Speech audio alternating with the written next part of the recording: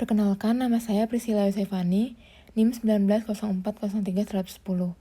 Pada kesempatan kali ini, saya akan mempresentasikan tentang materi ke-6 yang berjudul Perkembangan Organisasi.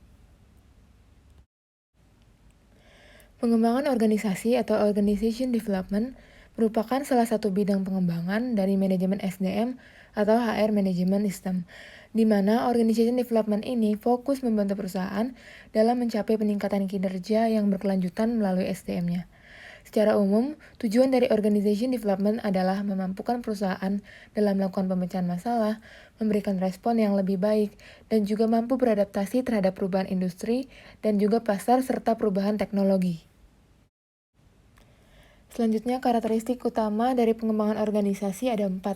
Yang pertama, plan change, yaitu perubahan yang direncanakan berkaitan dengan proses-proses pemecahan masalah yang menyangkut metode-metode organisasional dalam melaksanakan berbagai ancaman dari kesempatan lingkungan, dan juga proses pembaharuan yang mencerminkan gaya manajemen untuk menghadapi masalah baru.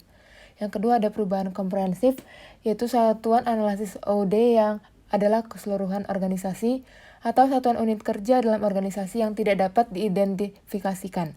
Yang ketiga, perubahan jangka panjang, yaitu di mana para ahli OD menyatakan bahwa proses pengembangan memakan waktu beberapa bulan atau bahkan dalam berbagai kasus tertentu dapat memakan waktu bisa bertahun-tahun dalam mengimplementasikannya.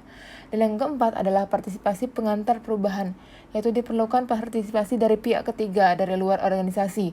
Pengembangan organisasi ini dirancang untuk meningkatkan efektivitas individu dan juga mendorong penyesuaian dan pertumbuhan pribadi. Teknik yang digunakan adalah bimbingan, konseling, dan juga pelatihan kepekaan.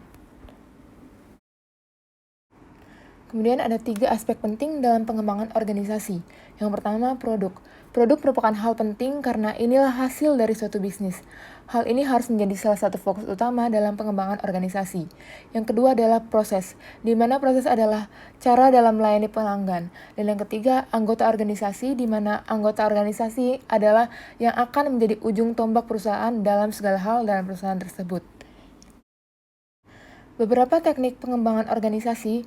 Yang pertama ada sensitivity training, yaitu teknik pengembangan organisasi yang pertama dan diperkenalkan dan juga paling sering digunakan. Teknik ini disebut juga T-group atau training group. Grup di sini berarti peserta terdiri atas 6-10 orang dan pemimpin kelompok membimbing peserta meningkatkan kepekaan atau sensitivity terhadap orang lain serta keterampilan dalam hubungan antar pribadi. Yang kedua ada team building atau pendekatan yang bertujuan memperdalam efektivitas serta ketidakpuasan setiap individu dalam kelompok kerjanya. Teknik team building ini sangat membantu meningkatkan kerjasama dalam tim dan menangani proyek. Yang ketiga ada survey feedback, di mana tiap peserta diminta menjawab kuesioner yang dimaksud untuk mengukur persepsi serta sikap mereka. Misalnya, persepsi tentang kepuasan kerja dan gaya kepemimpinan mereka. Yang keempat, transactional analysis atau TA, yaitu teknik ini berkonsentrasi pada gaya komunikasi antara individu, di mana TA ini dimaksudkan untuk mengurangi kebiasaan komunikasi yang buruk dan juga menyesatkan.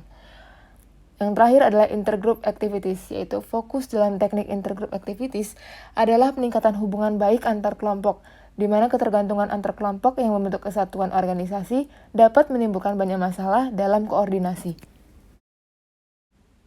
Kemudian bisa kita lihat di sini terdapat bagian dari model pengembangan organisasi, di mana model ini bermanfaat, yaitu yang pertama berguna untuk lebih dapat memahami persoalan dari organisasi itu sendiri. Yang kedua, bermanfaat untuk lebih memahami faktor-faktor yang dapat mempengaruhi timbulnya persoalan dan juga mencari usaha pemecahannya.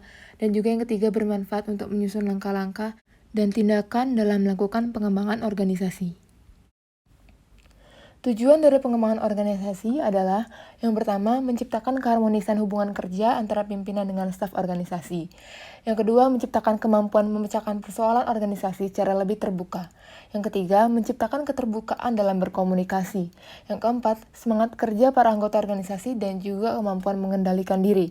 Dan yang kelima, dapat beradaptasi dengan perubahan. Faktor-faktor penyebab dilakukannya pengembangan organisasi adalah yang pertama, faktor kekuatan eksternal, di mana yang kompetisi yang semakin tajam antar organisasi. Lalu ada perkembangan iptek atau ilmu pengetahuan dan teknologi.